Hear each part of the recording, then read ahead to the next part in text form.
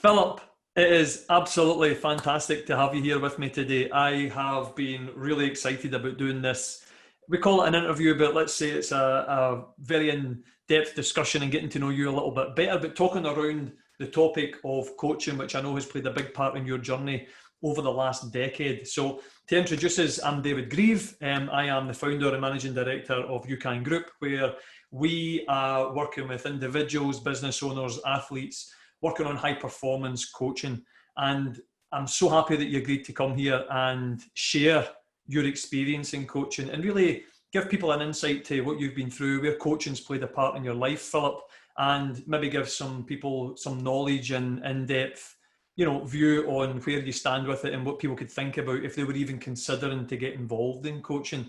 So if you don't mind, this is about you today and the topic of coaching. So maybe you could share a few minutes of your background, Philip, in your journey. Sure. Well, firstly, David, it's actually my pleasure to be here with you. And I would absolutely be so happy if I was in Scotland, because even though I'm down under in Melbourne, Australia, my heritage is Scottish. Oh. And I'm certainly looking forward to getting up to Scotland and having maybe a wee pint with you. So, well, there's an open invite for you here, my friend. All right, and I'll tell you what, I'll be taking you up on that. So I'm 53 years of age. As I said, I live in Melbourne, Australia, and I've got a background in professional sales.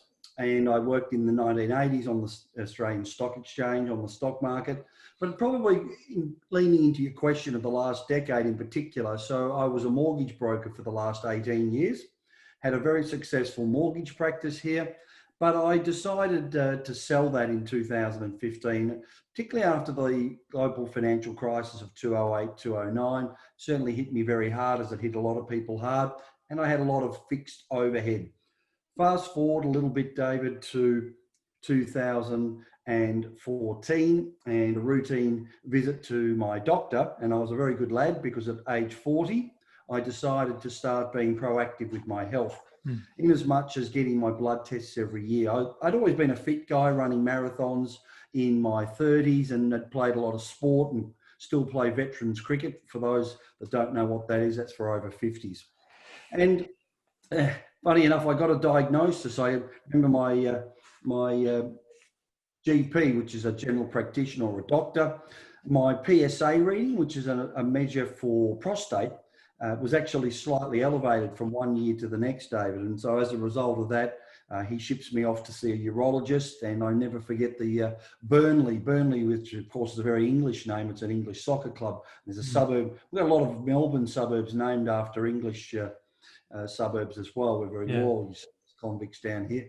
But that said, I never forget the phone call I had with my urologist. So I'd had a biopsy, which is where they take samples, David, out of your prostate.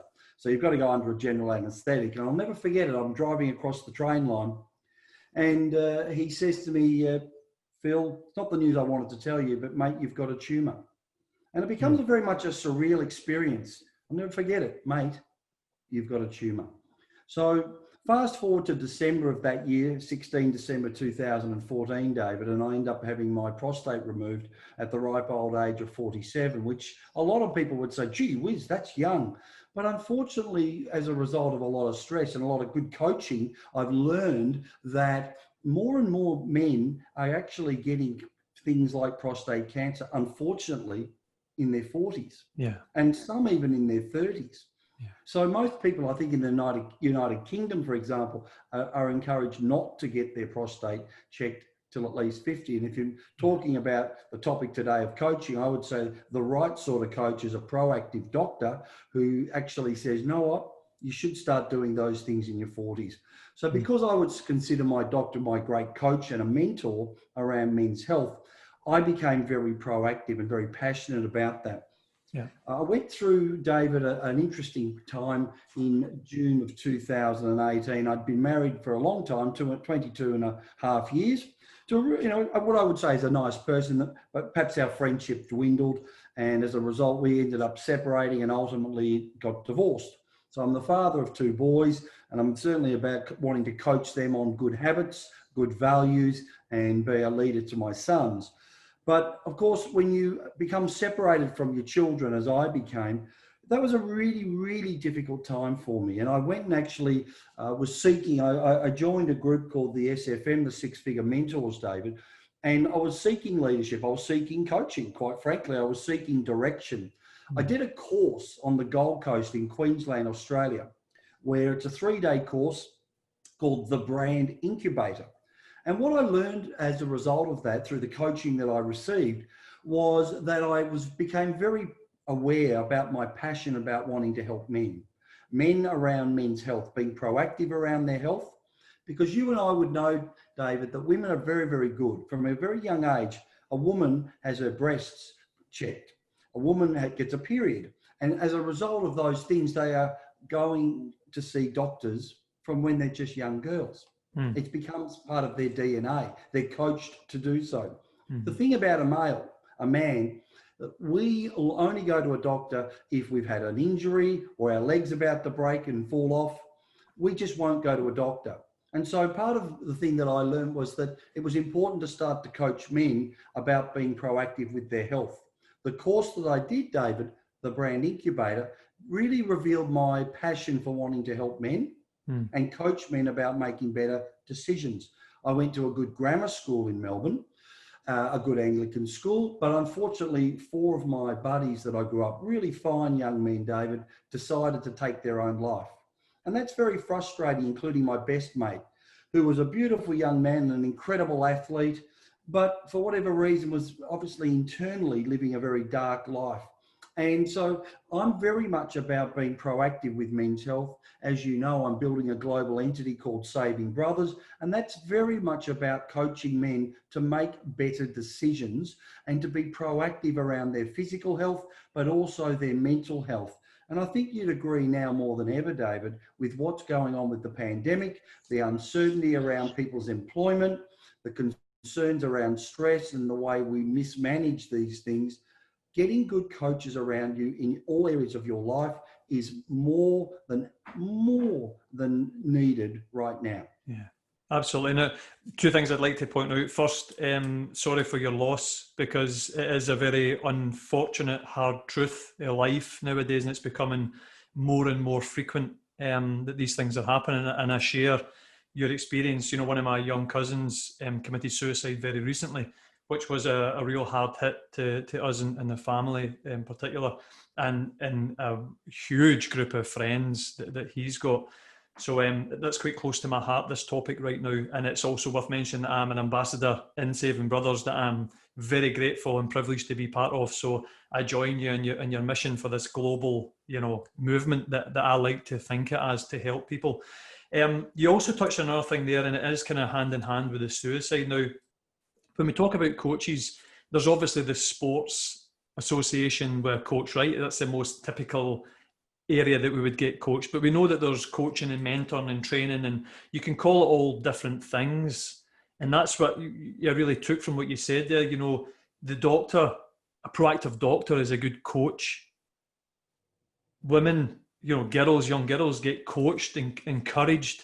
And that's what coaching is about, isn't it? Really, it's about encouraging people and showing people different ways and evoking this movement or direction within them to go after the things that they either really need to do, whether it's health awareness or things that they know deep down they should do to make the changes in their life to get to where they want to be, whether it's in relationships, business, career, however that looks for people. There's a very diverse world out there that we can get coaching in. But one of the big things that came up from there was the anxiety and depression. And the stress that a lot of people carry. I can talk to that because I spent a number of years, I would never have admitted it then, but with a lot of anxiety and carrying a lot of stress, maybe because of misplaced expectations in my workplace or with certain people, but that did cause a lot of stress and anxiety for me for a long time. But I was fortunate enough to be open enough to go and seek coaching in different areas. For me, it was in high performance, which holistically took me on a journey on real self-development and growth. And that's now a space that I've, really moved into with a lot of passion. But the anxiety and depression, the movement in Saving Brothers, and this coaching element, this, creating awareness and helping people by coaching techniques, just by opening up information and evoking those emotions and movements. For the anxiety and depression, go back to your career in sales. What percentage of your sort of energy or living did that anxiety and stress really take on you? There's no doubt it had a huge impact on me because I had a lot of overhead, significant overhead. My business had been extremely successful prior to the 2008 GFC, global financial crisis. And I had great mentors. I had a really good coach who was helping me build that business. But of course, I wasn't to know what was going to come about when the bond market collapsed, and we had a lot of, we were what we call a securitized lender. So all of our loans, we raised money offshore, and we had wholesale funds that we then rebranded, and we put our interest rate margin on them. The problem for me was I had significantly fixed overheads, and my income just about overnight, David, dropped by 70%. But I was living that lifestyle where I had a beautiful big home, beautiful cars, convertible BMW, wife was driving a Mercedes, kids' school fees, like Australian dollars. I'm not sure what that would be in pounds, but or the euro. But I mean, I was paying over $30,000 Australian per son per year. So it was a lot of money. I had a lot of money going out. I had staff costs, had fixed costs, leases, etc. And so when your income drops 70% overnight and you've got no way of actually thinking, gosh, I actually don't have a way right now to do that. Absolutely. And I'm a great believer, David, that I manifested a significant amount of my stress and therefore my cancer because of the financial pressure that I was under. And so I've spent a lot of time with good coaches who've really worked hard. In fact, I'd always had coaches. Funny enough, in my 20s, I was a seminar junkie. So I would lean into people like Tony Robbins. I've done his Firewalk, Unleash the Power Within. A lot of the sales coaches of the 90s, like Zig Ziglar, Tom Hopkins, Brian Tracy, Jim Rohn. I saw all of them live when they came to Australia. And I'd always been a person, Napoleon Hill, Earl Nightingale.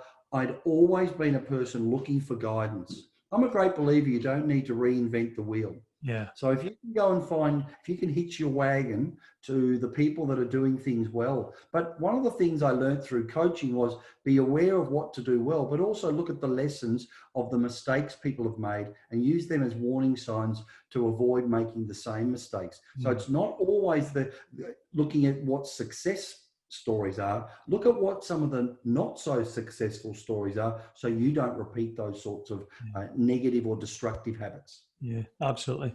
I love the turning wheel in the background, by the way. It was very fitting for what you were just saying there.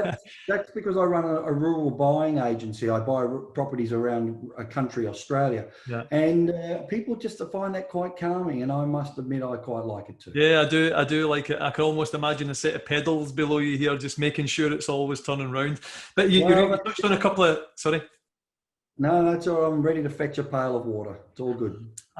You touched on a couple of people. For me, in my big transition in my development, when I was really reaching out for external influence and help, although I had great mentors earlier in my life, from the age of 12, 13, these people that played a big part in my early development. But for me, a lot didn't settle in until 20 years later.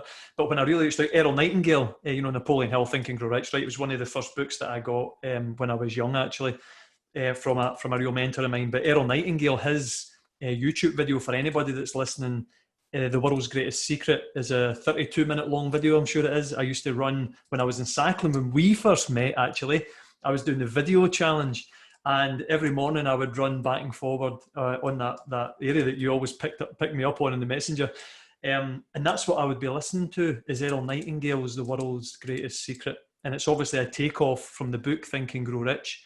And Earl Nightingale, his voice, the era that he was in, the message, how he spoke. Obviously I knew Think and Grow Rich because I had read the book a few times. But the whole essence of that was really what put me on the trajectory of change and figuring out, because at that point in my life, Philip, there was mentors around, but I wouldn't say I was getting coached, in the essence that we're talking about now. That was the first real insight that I felt on coaching. And it was the message I was receiving as I was listening to it, and it was opening up things to change me on that trajectory on reducing stress, what am I anxious about? You know, a lot of people, I think, go through because we're set up with this normal life, aren't we? Where this is what you just have to do. You've been doing this job for 15 years, 20 years. So this is just it, you know, get your head down, get on with it. One day you'll be able to walk away and maybe get a game of golf. And it was like, I hit a point where it's like, I'm not willing to accept this anymore. This can't be the way it is. I don't like where I'll see 20 years going in this direction. Is that kind of similar to what you had with that experience? You know, when you developed the prostate cancer, was that the sort of shift in, okay, now something really needs to change? I realised I wasn't leading my best life. And the life that I was leading was, when you have cancer, it's a time for reflection. You hit the brakes. And you hit the brakes hard. And I had plenty of times I'd be crying. And one of the things I talk about in terms of coaching, as you would know in Saving Brothers, I coach men that it's important to be vulnerable, because if one of the most beautiful things I think is the feeling after you've had a good cry. It's like when they've had that first rain outside, and it's just that you feel cleansed. And I coach men in being vulnerable. Vulnerability is a strength, not a weakness. Yeah. So I guess I really took some paradigm shifts, David, as a result of the prostate cancer, and started to reassess what my values were, what was important, who did I want to be as a man. And it actually, talking about coaches, Brian Tracy, I love one of his things. When a lot of people in this world, David, are dissatisfied with their lives. And this is the one that I took from Brian Tracy. He says, you know what, as a coach, if you're the director of your own movie, if you don't like the script, guess what? Rewrite the script, change the script. You know, I thought, oh my gosh, how simple. But it's true. Like, we choose our thoughts. We choose how we interpret them. We're coached. One of the things where I love coaching is that these are choices. So we can choose to do something about it, and that's a choice. I've been coached to realize that it's a decision. To do nothing is a decision. And so coaches have had such an influence on me. And because another coach, and I didn't mention, is Zig Ziglar. I love the way he coached me. I mean, he was amazing. And I still talk about it today. In fact, I talked about it in my podcast today, where I said, one of the things I always love what Zig said was, the mind is like a parachute. It works best when it's open. Yeah. And I've always used that. And I've known that for probably 30 years. Yeah. And so there's a man coaching me from a cassette in the days when we had cassettes, before we had CDs or other MP3 players, and now it's just downloads, or it's on Spotify or Apple Podcasts or whatever. And I thought, wow, I've been coached. In fact, Earl Nightingale was actually originally, it was a record. Yeah, that's right. That's right. So having coaches is such an important thing. If you think about it, I remember Michael Jordan had a coach. The greatest athletes all have coaches. The greatest thinkers all have coaches, because there's all ones. Stuart Ross of the SFM says, another level, another devil. Yeah. So you need another coach for the next level. Yeah. And those who are smart enough to realize, you know what, you only know what you know. You only know what you know. So why not go and find someone who's at a higher level and who's doing something that you would aspire to, go and get the learning from them to fast track to get to there. And then you go, okay, now I'm here. Great. Now what? Oh, maybe that's not the right coach. I need a different coach now for the next level. Yeah. And I liken that to the way I run Saving Brothers, David, and also my other business, my property business. I outsource things. I see these people as coaches. They're experts in different areas. And it's like, you know what? I want to coach for my social media. I want to coach for building my websites. I can build websites and landing pages. I know how to do that. But I'd go to the experts, the coach, to make those things even better. Yeah, absolutely. Absolutely. And one of the areas that I really wanted to touch on, because we've spoke about, the doctor being a proactive coach for you, going to the brand incubator where you were opened up to changing the way that you were, your nowadays we would call them online coaches, you know, where your viral coach, where you're Brian Tracy, Zig Ziglar, Jim Rohn. So in the last, so let's say the last 5 years, is there any physical coaches that you've engaged with that's helped you? You know, I know you're reaching out for people to work on your platforms, but is there any physical coaches one-to-one that you've engaged with? You Yes, don't have to mention any names, but in a specific area that's really helped you in the growth. yes, Because I want to touch on high performance, because you perform at high levels. You've got a lot going on, Philip, and I want to make sure we touch on that today so that the people listening can get an idea of what you fit into one day. So, first of all, any specific coaches over the last 5 years that's played a big part on your trajectory? Yeah, so I've had a personal coach, as in fitness coaches. Yep. And also around food. Yeah, nutrition. I mean, I like my food. Nutrition. What else have I had in terms of my coaches? Definitely business coaches. Yeah. I've got a coach in my area of social media. Like I've got a lady, she's an incredible lady. She's got about 85,000 followers on LinkedIn. Wow. So she coaches me around how to grow my business. Yeah. So I've got people that are definitely very close to me. Effectively, I call them masterminds. Yeah. So I'm actually part of various masterminds. In fact, I went to Cape Town for a mastermind in August. Yeah. Who would have thought that would have been my second last big trip? I went to another event on the Gold Coast in February. Mm-hmm. Part of that group, the Six Figure Mentors, the SFM. Yeah. And that was about being coached and being open to success and being around other successful people. So I've had people in business, nutrition, weight training. Yeah. And a number of different people. I'm almost like a junkie for coaches. I'm not a clever guy. I know what my weaknesses are, and when I build businesses, I go and find experts in the areas so that I can accelerate what I'm doing by getting the right people, and we build great systems. And what a great point to make, right? Because isn't it? And it's a bit like we're talking about Saving Brothers, right? How most guys, I mean, I've cut off 2 plasters in my youth with broken wrists just because I had to get offshore and work and I didn't want to not turn up, right? So, and then I didn't go back to the doctor. So now I suffer, if I do too many press ups, I get a sore wrist. And in the winter time, it gets sore. Now I'm back in Scotland. It's winter time a lot. But isn't this same message, the fact that when we've got weaknesses, one of the best things that we can do is to find somebody who's either an expert or who coaches or trains or mentors in that area to get that help, to get the progression that we need to get to where we want to be. Because so many people are held back by not wanting to ask for the help. Oh, without a doubt. It's a vulnerability thing, isn't it? It's a pride thing where, well, you know, I'm now saying that I don't know what to do. Yeah, that's funny, isn't it? Whereas the smart person says, you know what, I know what my strengths are, but let me go and get the people around me so that I can, and I call it consistently in business, a dream team. So because I run a property business as well, I talk about conveyancers, solicitors, town planners, mortgage brokers, all what we call building and pest inspectors, so that you assess a property before you buy it. Yep. All these people are coaches. They're all part of a dream team. And I talk about that on my podcast and in my ebook. Really, really important to get people around. That's a strength. It's not a weakness at all. Yeah, absolutely. Absolutely. So, and I really want to touch on high performance, because just before we jumped on this, we were talking about how, you know, your day is starting a lot of days at 4 a.m., right?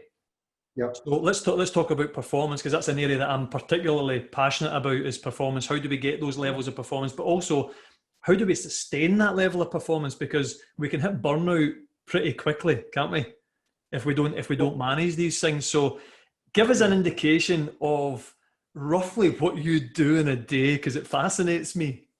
Well, I do wake up quite naturally. I mean, yesterday I woke up at 3:30 and got up at 3:45, and again this morning 3:45. Since my early 20s, in terms of coaching, transcendental meditation, I've been doing that since I was 24. Yeah. So almost 30 years. So the first thing, and most mornings I'll do some yoga. Yeah. And then I go for a walk. So that's normally a 10-kilometre walk. So do you guys work on miles or kilometres in Well, Scotland? I'm big on kilometres because I've been overseas for a long time, but most people are miles. Yeah, so what's that, about 6.5 miles or Yeah, 6 something miles, like maybe? that. Yeah. Something like that. So I do that every morning. It used to be longer, 13 kilometres every morning, which was a bit over 2 hours. Mm-hmm. But I would walk with my dog, and he's now 10, so he's a little bit older. So that's part. And for me, I get a lot of my inspiration. I shoot videos, often I'll stop, I'll go out in nature, and a lot of my ideas, even around building, like for example, I get a lot of ideas. So my hashtag Keep Five Alive, Mm-hmm. which is the global hashtag for saving brothers, around looking after the health of 5 men, coaching 5 men to be proactive with their health, and then getting those guys to coach another 5 men to the levels, down 11 levels to 244 million men. So my days, yes, I do have meetings. I'm about building systems so that I'm more efficient with my time, because my time needs to basically bounce between the work around sustaining a property business, a national property business, as well as having time to build Saving Brothers. And of course, at the moment, because we've got our global press release and our global launch, we've got men involved from 26 countries so far. We're launching on the 1st of December. And the reason, actually, funny enough, we're launching at that date, David, is because Christmas is going to be a tricky time for a lot of people, particularly men who are separated from their children. And I think this year, more so than ever, Christmas is going to look somewhat different. Yeah, I believe so. I think there's going to be a lot of pain, and some people are going to say we can't afford Christmas. And so I'm running hard to make sure I put all the steps in place so that we can support as many men, women and their children as we can possibly do in the lead up to Christmas. So how do you, sorry? No, I was just going to say, so my days, can often start at 4 or 4:30, and I'll finish at around about 10 o'clock, 10 or 11 p.m. But I'm not necessarily always working at that stage as well. Like my partner, she's quite amazing. She'll often send me messages. There you go. She coaches me as well. And she'll send me the word balance, ? So my thing at the moment, I am being coached by people to learn, Phil, you need to have some balance. You need to slow down. You need to switch off. So I have coaches in that area, and that's probably my great challenge at the moment. I was doing it beautifully. I would actually block out half an hour at lunchtime, turn off the phone, no electronics, and read a book, listen to some music. But unfortunately, I haven't listened to my coach. And this is the thing. It's one thing to have a coach. It's another thing to, are you prepared to listen? And what do they say? When the student is ready, the teacher will appear. The teacher, and so just having a coach is one thing. It's actually also being open to take action and listen, particularly because sometimes you don't always hear what you think you want to hear. Absolutely, and there's old habits and regimes that can actually stop you from doing that as well. It's a great topic that came up on a previous interview where we talk. It goes on both sides for the coach and the coachee, right? Because the coach is turning up every day, but the coachee doesn't have the willingness or the preparedness to actually go and implement. Then the process doesn't really work, does it? It doesn't work because the coach just as much. And I know when I was weight training, I had a really great coach. Iranian fellow, lives in Australia. Yeah. And sorry, I should say Iraqi. Lovely, lovely gentleman. And I know he was getting a lot out of it because I was really working hard one-on-one for that half an hour. I was going in there 3 days a week. And I knew that he said, Phil, you train harder than anybody. And he really enjoyed that I was really having a crack. And whereas I've had another coach that I just, David, wasn't in the right headspace. I wasn't engaged. And I think it was disappointing equally, yes, for him, because he felt he wasn't getting the value back because I wasn't committed. Yeah, absolutely. And what would you say? I'll go back to the high performance because I'm interested in how you sustain that. And balance is a big thing. It's one of the big things that I promote. Find balance holistically. We've got to work hard and we've got to stay at it. And if you've got dreams and visions and goals, there is no doubt that you have to put the work in. You have to commit, and there is sacrifices that come with that. But in order to get there and sustain it, you have to holistically look at everything that's going on, right? Nutrition, exercise, mental space, recovery and rest, everything that comes along with that. So if your different coaches come in, so like right now in your days from 4 a.m. to 10:30 p.m., what's the biggest influence that you've got going on just now? Whether it's coaching or whether it's your partner, what's that biggest influence just now for you sustaining that performance? I do listen to my partner a lot. She's an amazing lady, and she would be one of the two people that I've got a lot of influence. It's almost like having a conscience sitting on your shoulder, just reminding you, hey, are you on track? Are you doing the things that you said that you would do? Are you taking time out? Like in terms of coaching, she'll say, Phil, you don't take your mobile phone into the bedroom. We don't live together, by the way. I live at home with my dog, and otherwise, because I know what I'm like, if I bring the phone into my bedroom at 4 a.m, because I've got a lot of people, I start checking my feed. I start seeing if there's new members coming to Saving Brothers. Do people want to do a post in Saving Brothers? We've got to approve that. And because I've got a lot of contacts globally, I got into bad habits, David.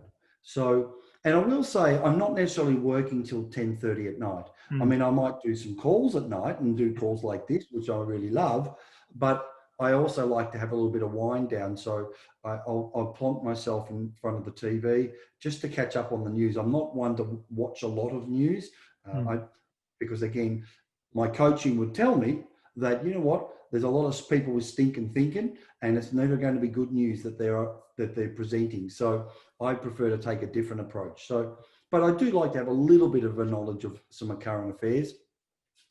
So, and I've got a couple of good people, including my partner in my corner, that are constantly reminding me. In fact, one of my colleagues today is a lovely man, is involved with Saving Brothers. He said, Phil, we've got to get these systems built. And I've said, well, Claudia, that's why we're doing it, so that I can step back. I know the alarm bells are ringing. I can't keep going at this pace. And I'm also, I'll be honest, I get tired. Yeah. I'm not a machine, but I've got a deep passion, and this is a burn.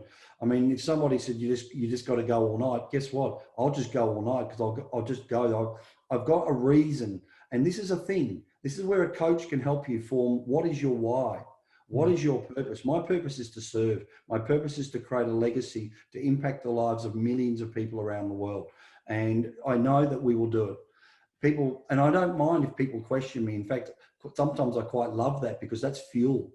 Yeah. It's fuel for me to, not to disprove them, but it makes me more passionate about bringing Saving Brothers to fruition and delivering on something that the world desperately needs when the world is in a lot of pain. Absolutely, we've already seen a lot of alignment, and it's a great cause. So in the aspect of somebody finding a coach, right? What would you say? Because you mentioned before you've had different coaches, some that you worked really hard with, the Iraqi gym instructor, sorry, and then other coaches you didn't. Maybe you weren't in the right headspace, but maybe they weren't the right coach as well. So with this area that not a lot of people are really involved in or know an awful lot about, what advice would you give to somebody who was looking to be coached in any area? What would you advise them to look for? I think someone that can. You've got to feel comfortable about that person. I would say follow your gut. I say follow your gut on most things in life. You have a gut instinct for a reason. If it feels right, go with it. I say that even to my clients. If moving forward with me makes sense, let's go. Let's roll. If it doesn't, you know what? Don't work with me. Yeah. Because I'd be doing you a disservice by having you come on as a client if you're not invested in the cause, in the process. And so I would just say, really just trust yourself. You've got all the tools inside of you, but you've got to have the right headspace, the right alignment. So finding the right coach, I think sometimes can be hit and miss. I mean, I had a coach, and I spent a lot of money with a coach not that long ago, within the last 12 months. And yes, you hit on something, David. Perhaps I didn't have the right mindset, but also it's about methodology.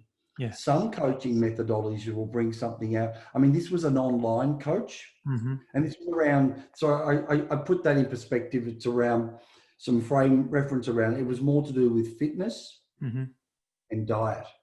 Yeah. Whereas I actually enjoyed the actual going to the gym and my coach spotting me, being there. Come on, mate, knock out another rep. Come on, you've got another one in. I liked that. It was a little bit militaristic, but we got along and we go for a coffee next door. There's a cafe next door. And so that's what I needed, as opposed to a coach that said, right, here's the app, you log in and away you go. And I don't mind that. Like there's a fellow called Craig Ballantyne, a Canadian, and his coaching was online, and you would literally you put the video on your phone and into the app, and away you go and you follow. He's doing the exercises with you. Yeah. And for me, I love that. But then this other coach, nothing wrong, for other people will love his methodology, but for me, it was like either I lacked the motivation or the discipline to, here's your program, mate, off you go and do it. Yeah. So maybe it's that I'm a pleaser. So maybe it's I need the coach with me, next to me, watching me, saying, come on, you've got another one. Come on, mate, you've got another one. That brings out the best in me. So I think you've got to know your personality. Yeah, that encouragement and drive to get you to where, because you've already laid out where you want to be. So his job then is to get you there by encouraging you and evoking the emotions and the drive to actually push you to get to that space. And that's, you know, the coaching analogy, as in sport and coaching, gym, exercise, is exactly the same with mind and progress and holistically and finding balance. You need that encouragement and somebody to have the buy-in in you as a coachee. I mean, I've had a great coach for over 4 years now. I, as far as I'm concerned, I struck gold 4 years ago with Judy, the lady that coaches me. She's been a great coach and mentor of mine now for as I said, nearly 4 years. And that's what she brought out in me. You really aligned early on. Okay, what are the goals? What's the outcome that you're looking for? You might not know how you're going to do it, but let's work on that together. And that bond that you build for that growth, and when you start to feel the growth, it's like, and it's the old well, it's the old saying, isn't it? You know, the cost of the coaching, because I've also invested a lot in myself over the last 5-6 years, but the cost of the coaching seems really significant, but it seems really insignificant upon the transformation, doesn't it? And then that kind of, so if I was to ask you then, no matter what area somebody was being coached in, whether it was, nutrition, exercise, mind, balance, rest, recovery, business, what would you say kind of holistically the benefits are of that, rather than the specific, action-based results? What would you say the real benefits are of coaching in general, for you anyway, in your experience? To perform at a daily higher level. Yeah. Of congruence with what you're capable of in all the areas of your life. Yeah. Life improvement. Holistic growth, yeah? Yeah, to lead a good, balanced life. I mean, I use apps, for example. I'll call them coaches. Yoga. So I've bought a yoga app where the chap does the yoga. I've got a treadmill in my house, iFit. Yeah. And it's got a TV screen, and I can, in fact, there you go. It's a beautiful bit of Scotland. Let's get into Scotland. So on this app, it's brilliant, because what happens on my treadmill, I log in, it pairs with my iPad, and the fellow's running around Loch Ness. Oh, fantastic. It's incredible. And the coach is running, and then he's turning and looking at and talking and giving the history. And then when he goes up a gradient, when he goes uphill, my treadmill rises with the gradient. Wow. And then it goes down as he goes to the flat. And we finish the run. It's only a 35-minute run. You can run longer. You can go for 2 hours, but I can run all over the world. So I've got these incredible iFit coaches on a Nordic 7.0. Yeah. And it's an incredible, and then I can go and say, okay, I feel like I'm going to do some weight training. And then I click on one of the other apps within iFit, and I've got a coach, and she's sitting there in Iceland training right next to icebergs. Wow. So and then another day I'm getting coached by a coach running through the streets of Tuscany. And then on the next day I'm in a market in Marrakesh, and he's running in and out of the stalls, and it's incredible. but I've got coaches in all these areas of my life. And you know, the beautiful thing about this, having diverse range of coaches keeps your life alive, rich. And I tell you what, it keeps me fired up, David. Yeah, absolutely. I know there's a burning question here for everybody. In all the times that you've ran round Loch Ness, have you ever seen the Loch Ness Monster? Well, I tell you what, I've certainly seen a few monsters in my business life over the years. I haven't seen Nessie just yet. I do. We'll make sure we get them when you come over, right? Oh yeah, it does take me back to the 70s when I used to watch the Goodies. Yeah. And they were looking for the great Loch Ness then, which was one of the great programs, Wonderful. the great exports to Australia. So, Philip, to start to round off, because I know that it's late in the evening for you, and I have to thank you, for staying up and coming on this. It's great to have you here. What advice would you give to somebody that was sitting on the fence, on getting a coach, a mentor, a trainer, somebody that's going to help them to move and get to that next level? What would your advice be to somebody that's kind of on the fence about that? You got one life. You got one life, one opportunity. You don't want to be on that. And I'm going to use a term that Tony Robbins talked about. I mean, there's two things I want to say. Tony Robbins says this. A lot of people say, I should have done this, I should have done that. And let's use it in the context of coaching, David. I should have done some coaching. I should have done, and he says, in the end, people should all over themselves. Yeah. The other thing about sitting on the fence. So take yourself into the rocking chair test. You're sitting on your front porch and you're looking back on your life and you're reflecting. And you have to get into that mindset, really go there and look back and say, if I had had a coach, what difference would that have made in the choices I did or chose not to make? And how would life have been different had I made a different choice by having a coach? Yeah. You don't want to have a life of regret. Yeah. Jim Rohn said, there's no such thing as security. You're not going to get out alive. Absolutely. So why not get a coach and have your best life? Yeah. I love that example. Excuse me. I love that example.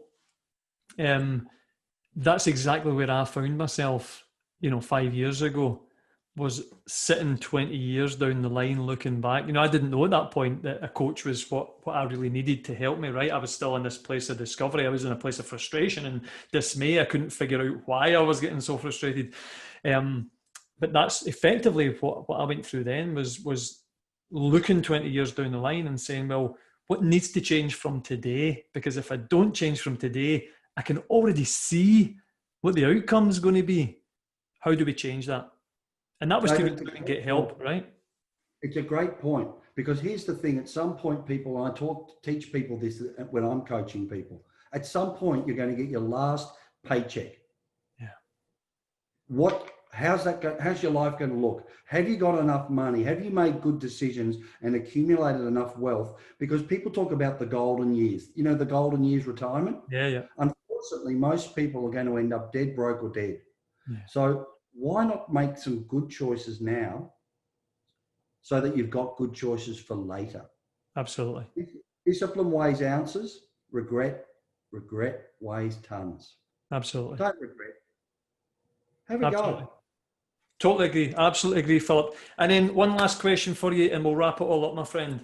What would you hope to get out of this discussion for anybody listening? I mean, what would be the ideal outcome for somebody to take away from this? Believe in yourself. Be proactive. Just have a go, because you know what, you've got to look every day at that person staring back at you in the mirror. And you want to like who and what you see. Have courage. Nothing's going to hurt you. Just go for it. Yeah, the man in the mirror.